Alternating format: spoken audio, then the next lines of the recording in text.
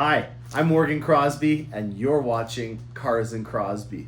You may be wondering why I have a big box in the intro of this episode, and that's because after a year and a half of me waiting for my present from General Motors, I finally have the Panther gift here, and we're going to unwrap it live on camera. It came in a big box with some styrofoam. It got soaked because it's raining out, and I took it out of that, but we are going to see a live reaction to me unwrapping what a collector's edition Camaro got as a gift. We're going to talk about a lot of other things. We are starting a promotion here on Corvettes, so if you are a Canuck, you're in luck. There are going to be some savings coming your way on Corvettes. And we'll just go over some of the general things that I have going on in the world of Corvettes right now, because it is starting to be car season, and we've got some Corvette shows coming around the corner. All on today's episode, starting right now.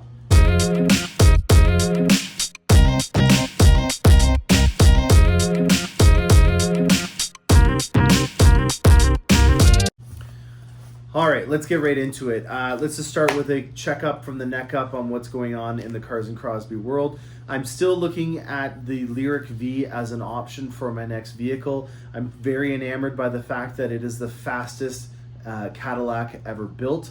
So it does beat the Escalade V and the Blackwing.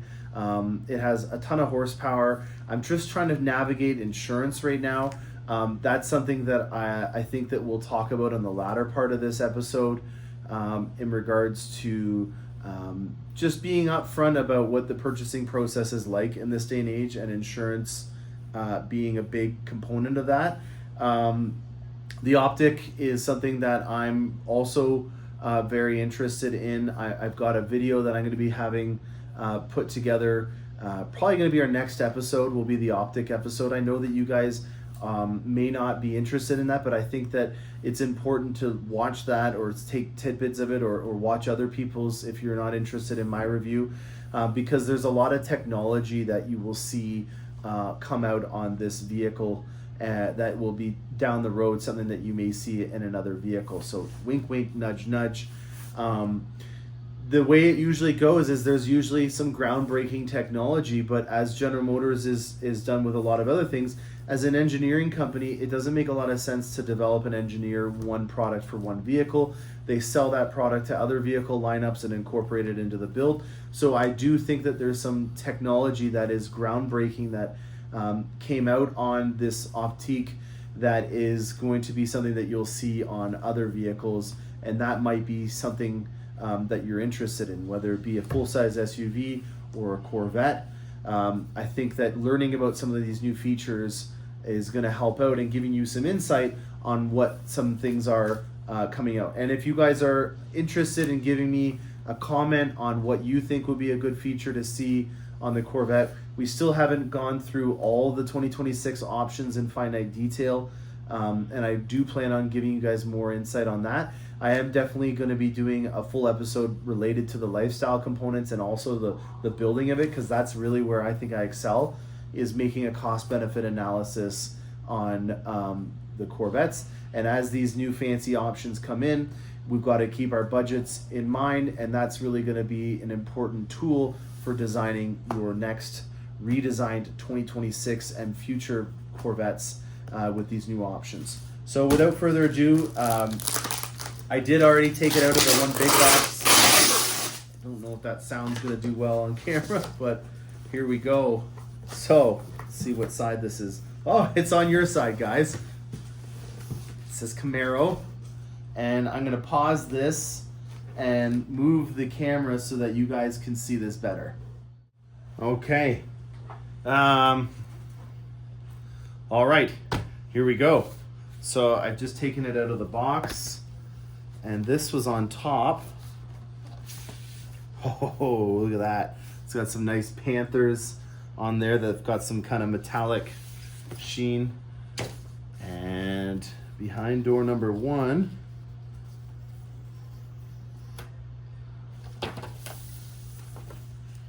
oh wow, cool. So we've got all 6 generations of Camaros here. Oh wow, cool. So it says Gen 1, Gen 2, Gen 3, Gen 4, and Gen 5. Little local touch here. This is, you know what? Let's unwrap it. Let's get this unwrapped here. Little local, oh, you know what? It's just a cardboard backing on here. I'm going to wait until I can get these framed because I don't want to get them all done up. It just looks to me like they're going to fall out and I don't want them to get folded. Anyways, back to the original thought process here. I wanted to point out that this is a Canadian-made, actually these both were Canadian-made Camaros. This one was made in Quebec and then this one was made in Oshawa, Canada. There was a gap in between these two Camaro generations, and hopefully that means that we could eventually see another gap between Gen 6 and Gen 7. So this isn't the first time that the Camaro has gone away and then come back, hopefully, knock on wood. We've got a lot of really cool design cues that you can see brought forward between the different generations, and I really think it's fun to compare the latter years to the earlier years and seeing where the heritage of some of these design cues come from. For me, I really do like the Gen 2 and Gen 1 Camaros. I would love to be able to own one day. And then I bought my first Camaro was a 2016 1SS in the Summit White, which you see right here actually. So my first one had the white on that. It was I called it Stormtrooper. And then my current Camaro that I own is Panther, and it's in the metallic black, which is that commemorative edition color. So cool lineage on there. And then there's Panther in her prime at nighttime on the hunt. Definitely going to get like a transom kind of style picture frame and probably mount them above each other. So putting them on a stacked way. So yeah, very cool. All right, let's see how this goes. It's kind of interesting. It's already been broken. Whatever. All right, what do we got here? Oh, geez. These are all already out of order too. Oh, it's got my name on it. Dear Morgan, congratulations on your purchase of the 6th generation Camaro Collector's Edition ZL1. To celebrate your Camaro, we are enclosing 2 unique gifts, a Camaro-themed Shinola watch and a gorgeous Camaro Evolution poster. So I guess that was the poster there, or maybe there's more to this. As you're likely aware, today's Camaro cars represent the spirit and the soul of the original from 1967. Now with with the design power and agility approaching many expensive exotic vehicles, we expect it to be even more collectible now, since your 2024 model year marks the last year of production for the 6th generation Camaro. So that's interesting to know. It's basically talking about how this is just the last year of the 6th generation, but it doesn't indicate that this is the end of Camaro. And this next sentence also foreshadows that. What lies beyond, we can only contemplate. Ooh, I love that. That means that there may be another Camaro in order, and I'm really happy. I got this because I really wanted to buy the last of a forced induction dinosaur burning manual transmission Corvette or Camaro. I have a soft spot. Camaro was the first car I ever bought new. I bought cars before that were used, but this is the first time that I ever was able to buy a car new. I was 26 years old. And the Blue Jays, the MLB baseball team in Toronto, were on a roll. And I remember that when I first started dating my wife, I would take her on dates to go see the Blue Jays game in my Camaro. So as you can see, as a car guy, it really means a lot to me. And I have a lot of memories with the Camaro that were built with my wife. And actually, I don't know if you guys could see me, but I'm down here. I just put a car seat in Panther, and I took my daughter to go get ice cream on the weekend. It was actually my birthday, and so as a birthday present to myself, I took my daughter in Panther because it has rear seats, and I kept it in second gear, and she loved it. She kept yelling again, and it was a really special moment for me. So 2 core memories that I just wanted to share with you guys, and an interesting little Easter egg clue in that letter, in my opinion, from James Hodge, indicating that there may be a future. So let's see what we got in here. I don't know if there's a way that I'm going to be able to get this without wrecking it. Man, it's really awesome, this Panther stuff everywhere. It really is a really well-built box. There's also a wood box here that says Camaro and then the Panther on it. I'm assuming that would likely be the watch. And then that poster, that poster there is not that big. And it's really small in length. It doesn't look like it is something that I want to just leave on its own. I probably will put something else with it. Oh, wow. What is this? A certificate of authenticity. This is like an aluminum plate. And there's my VIN serial number, 53. I think mine is 153, not 53. And there's only 350, not 500 of these. So they must have made a mistake on that. No, you know what? I do have 53, but that is not right. There is not 500 of the Panthers. Maybe there's 500 of these Shinola watches. And if that's the case, maybe you have a way of getting one of these. Whoa. Jeez. I really packed this in. As I try to get this out. Oh. Should have done this. Oh, there we go. All right, I got it out. All right, you guys get to see it before I do. What do we got here? A QR code, piece of foam, and a watch. It says Shinola was conceived with the belief that the product should be well made and built to last. We stand for the skill at scale and the preservation of craft at the beauty of the industry. Wow, very cool. There's a 6th gen Camaro logo on that. That's very cool. Looks like it's made out of like a matte metallic finish. And then there's a leather strap as well. So very cool. Shinola is a Detroit watch company. Nice wood case on here. I believe that all of their watches are like named after things related to Detroit. I think there's like a Huron watch or something because it's on Lake Huron. Very cool. Nice wooden box. Okay, so we've got a what I would believe to be like a certificate of authenticity watch kind of thing here. Again, insinuating that there may be a future in store. This is just all amazing. I love all this stuff.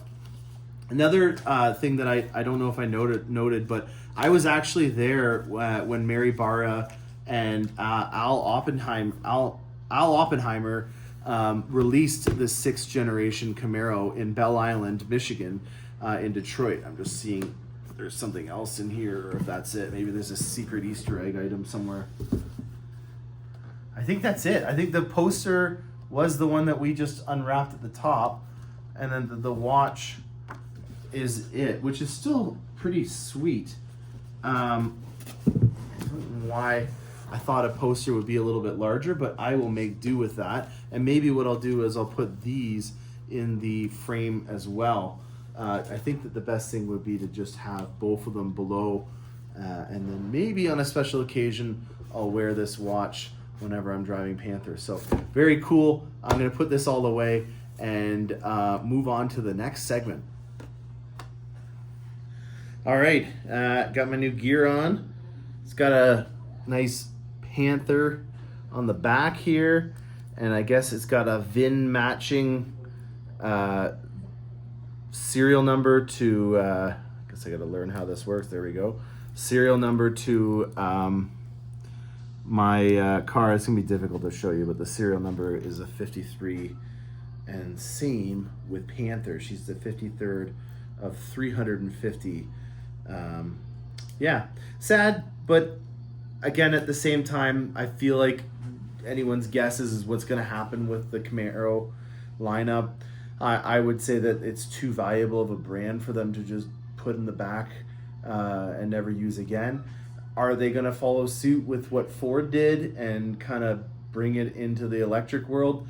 I don't think after seeing what happened with the Mustang and the Mach-E that they would be willing to do that, but I could be mistaken. Maybe they'll come up with a hybrid version who's to know? What I would say on the topic of what I was saying with the optic and you watching that, because there's technology in that may come into other things. If you remember, when the 6th generation Camaro came out, the Corvette team, the Camaro team, which was run by Al Oppenheimer, not the nuclear bomb dude, but another cool dude that was able to use a lot of the parts from the Corvette project. And one of the things that he was most proud of, I was a young whippersnapper at the meeting, and I was very awestruck when I got to meet Matt Farah from the Smoking Tire. He was there as well. And I was basically just a fly on the wall listening to them talk, Matt Farah being a legendary car journalist and Al being a legendary engineer for General Motors. And one of the things that he talked about in the interview at the premiere was how they were allowed access to the Corvette parts bin way more than they'd ever been before. The steering wheel, the engine, so the LT1, the mirrors, the review mirrors, a lot of the drivetrain components on the 6th generation Camaro when it came out were right from the 7th generation Corvette. And that had not really been done before. And they also made, for the first time, a Camaro on a Cadillac chassis. So this was a alpha platform that they used for the CTS and then eventually the CT5. And that was another thing. So they used a lot more higher end materials in this Camaro, which made it an absolute weapon on the racetrack. It was above and beyond what you would get out of the box from the other two, Dodge and Ford, and it was reflected in its performance capabilities. You know, when you look at the fact that they partnered with Multimatic and they put the dynamic spool valve suspension in the 1LEs, and then they broke the Nürburgring lap records, that to me is a clear indication of the pedigree and performance that they were allowed to have a lot more leeway on. Where I'm bringing this is that we are eventually going to have an 8th generation Corvette, and if it has any repeat of the history, you might see a 7th generation Camaro come about after the 8th generation Corvette comes out, because they will likely want to reuse a lot of these components and parts on the Camaro. Maybe we end up getting the LT2 inside of a 7th generation Camaro, and they use the 8th generation components on the 7th generation Camaro. I'm not sure, but what I would say is that history sometimes repeats itself with General Motors, and from an engineering backed logic, I would say that I don't really have any hard feelings on another pony car being made by General Motors using recycled Corvette parts. That to me is a winning combination, and may be our only hope at seeing a 7th generation Camaro. So on to other things. A little bit of a local thing. I'm sure it'll be similar in your region, but I wanted to come up with a clever marketing campaign for Corvettes, and I thought that the best thing to do would be to reward you on the trim levels that you could purchase from me. So what I'm going to do is I'm going to level up on the savings, and if you want to increase the trim level, you'll increase your savings. If you're interested in purchasing a 3LT Corvette Stingray from me, I'm offering a $5,000 discount.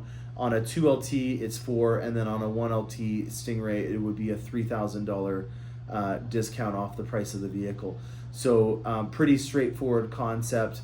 I have 12 of them in stock, which is actually probably the most that I've had in stock all generation. And we're eager to try to get some business done. It's a fine line between trying to just hoard a bunch of Corvettes on our lot and throw a huge discount on them and creating the proper experience. You know, if you were to get into a Sea-Doo or some performance recreational vehicle, and there was two dealerships, one was going to give you a larger discount but just handed you the keys and said good luck, and the other one, which understood the value in trying to get you a proper experience related to your vehicle and had a slightly less discount, I would be choosing the other one. I'm not saying that because I'm biased and I'm the salesperson trying to sell you that, but I'm trying to be as transparent with you as possible. I put a lot of heart and soul into creating an experience that's accustomed to your lifestyle. That's one of the beauties of this Corvette, and it's been one of the reasons why I've dedicated my life to making people have these experiences. You know, I think it's a really fun thing for both of us if you can allow that. And it's not always about just trying to hustle someone to get some more money off, when in reality, you know that we have a livelihood. I've got to pay for ice cream for my daughter to go on ice cream trips, and we've got to keep the lights on here, and there's a cost involved with that. And so just like any business, we want to make sure that we can keep moving forward, especially when, you know, the inventory is starting to pack up and there are people that are starting to get more aggressive with asking for a discount. I want to make sure that we can remind people that I'm more than happy to offer it. A $5,000 discount on a 3LT is nothing to shake a stick at. But also know that the experience that goes with your Corvette is also another thing. There's obviously going to be a larger discount if you're looking at an E-Ray or a Z06. I do have 3 of those in stock as well, and 1 E-Ray, and we would be looking at a larger discount. Just off the top of my head, I would say that we would be offering 7 bones right off the top for one of those wide bodies. So a fantastic promotion. If you're looking at seeing me live in the flesh, I will be on ground at the Crown Corvette Show, which is my home show for the Corvettes of Southwestern Ontario, which is my local Corvette club that I'm a member of. I will be there this Sunday. It starts around 9:30 in the morning and ends around 1 o'clock in the afternoon, and it is at the Lambeth Legion. If you are interested in seeing me there, I will be in the flesh filming and doing what I do best at doing a hot one take, going around and seeing like-minded individuals that love Corvettes. So that is where I'll be this weekend coming up. So that is the May 2-4 weekend. Not May 2-4 Canadian style, but the 24th, and it is Memorial Day, I believe, in the States. So a great opportunity for you to drive up to Ontario if you live in the States. It's a holiday for you guys, and you can see some cool Corvettes. The next thing that I'm going to be going to is on another American holiday on July 4th. It is the Vet Fest in Bayfield, which is one of my favorite shows. I think it embodies everything that Corvettes are about. And with me being on the fence, if I'm going to go down to Carlisle in the fall, this might be the largest show that I go to this year.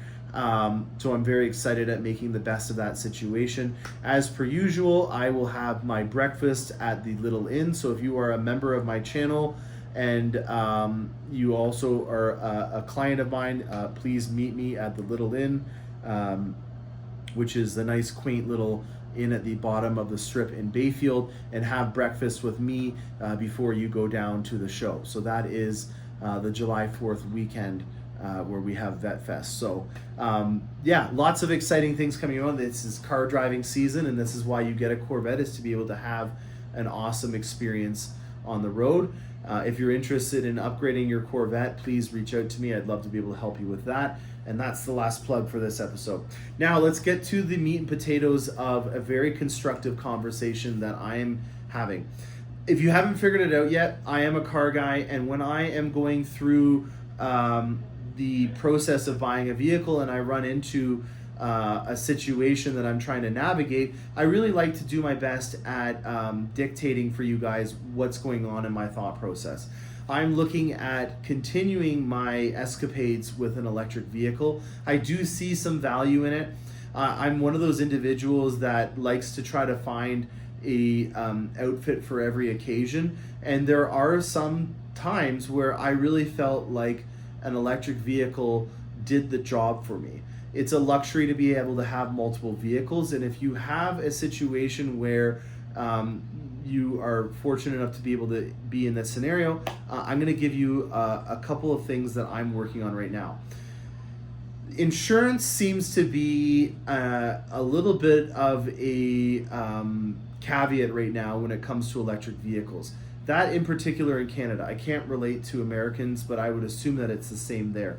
Insurance is a very interesting topic. It's always a fluid situation, so if you're watching this video in a few years from now, this may not be the case, but as of this video being aired in spring of 2025, insurance prices are definitely going up, and they're also a lot higher on an electric vehicle. There's a couple of things that I've heard, related to this topic. Just to give you some transparency, on my Lyriq, I had a insurance policy that was $3,300 a year. My Z06, which was $200,000 after all was said and done pre-tax, so over $200,000 after taxes, was around $1,800 a year, and my truck was around $2,200 to $2,400. That's the AT4X, and then my wife's was, I think, around the same amount, and her XT5 was around $1,300 a year as well when she had that.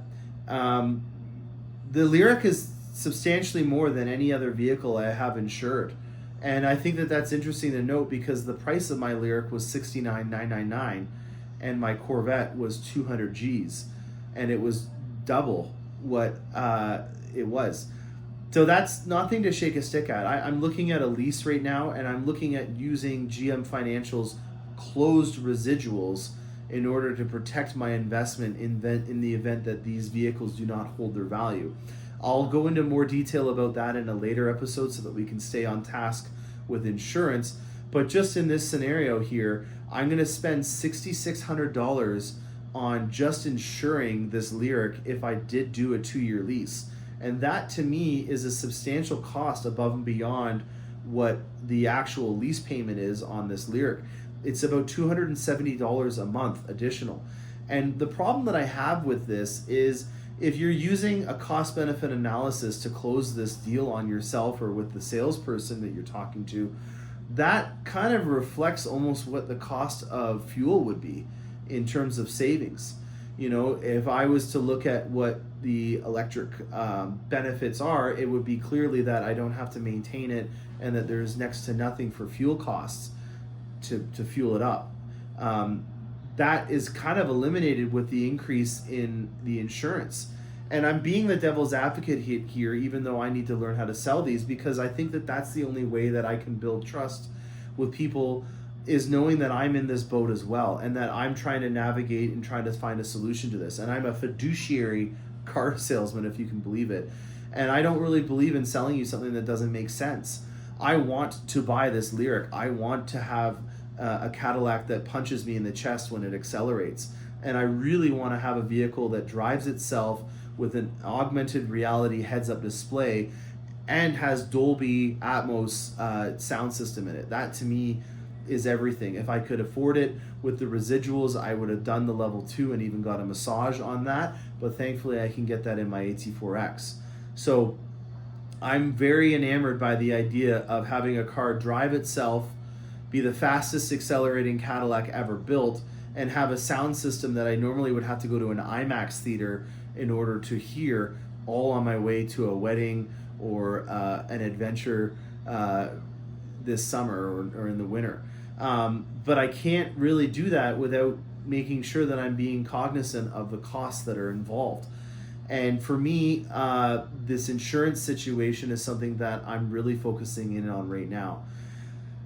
I've been told from people that the problem is related to the fact that if there is something that goes wrong with this vehicle, an electric vehicle, that they are replacing the entire drive unit of the vehicle, and that is a significant cost.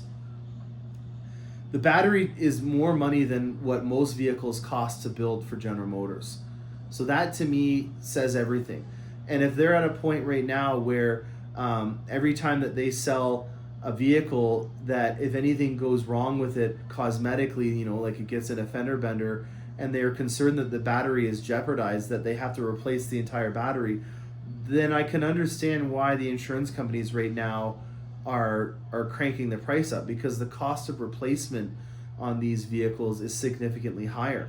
Now, another thing that I will note just from experience is that we had one of our first Lyriq sold get rear-ended. The client owned it, and there was an accident, and it took a long time for them to get the bumper. And when that's happening, there's a cost that's involved with the insurance companies. And I would assume that because this vehicle was brand new, that the supply chain network for parts was not that mature, and that also led to there being a lot more costs involved with getting the vehicle repaired, and therefore reducing the cost of repairs. So just to summarize this, if you get into a fender bender and they have to provide you with a rental vehicle and it ends up taking 3 months for them to get the part, the entire time that that vehicle is being waited for, you're having to pay for a rental, which is going to add to the cost of repairs, even though it wasn't physically the vehicle. So the supply chain network is not what it should be, and that's expected on a new vehicle, and hopefully that means that there is a reduction in the cost of insurance in the near future.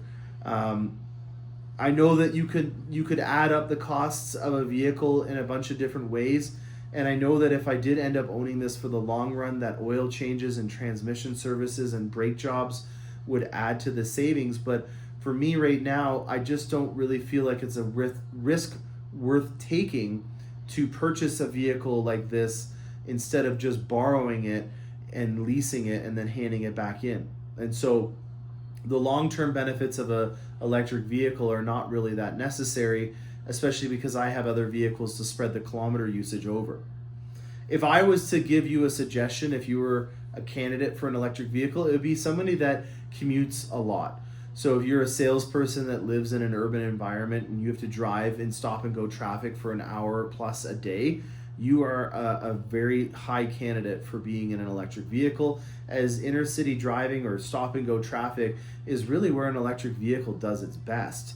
And if you're driving in a place that consumes a lot of fuel because you're in stop and go traffic, then you could easily exceed the downsides right now of insurance and get a vehicle that can save you a lot on fuel. I have people that I know of that were in an Escalade and are making their car payments on their Lyric just with their fuel bill. That to me is a close in itself, and I'm saying that that's something that you should be seriously considering for yourself. I also think that a lot of people are under the impression that an electric vehicle is something that they're being pushed on as the solution moving forward, and I don't think that that's the case. I really do think that an electric vehicle is something that would be an excellent auxiliary vehicle in your family. So let's say you have a pickup truck and then you wanted to have an electric vehicle be your grocery getter to deliver a present, or you're going to go to the grocery store. You can insert any example you want, but that's your one that you're going to drive, that's a 200 to 300 mile radius, that is just for everyday life. And it would be a great vehicle for a family that has young teenagers that are driving a lot, to be able to have as their auxiliary vehicle. So that's the purpose that I could apply to most individuals as a good solution for an electric vehicle. It's not to replace all of your gas vehicles. It's an amalgamation of both. So food for thought on that. I am working on this, and I will give you some updates. If anyone has any suggestions on this, please reach out to me. I feel like I have a good standing relationship with my insurance broker. With me having multiple vehicles, I would hope that I know what I'm doing in terms of the insurance costs. But if you can find someone that can get me a quote for under $3,000 a year, I would be open to it as well. That's I think a well-rounded episode with some unboxing, with some dates coming forward. If you're interested in coming and seeing me, if you're interested in getting a Corvette, there's a tiered discount, and then also my adventure with insurance on electric vehicles. I hope you enjoyed this episode. Stay tuned for more awesome content. I'm Morgan Crosby, and happy motoring.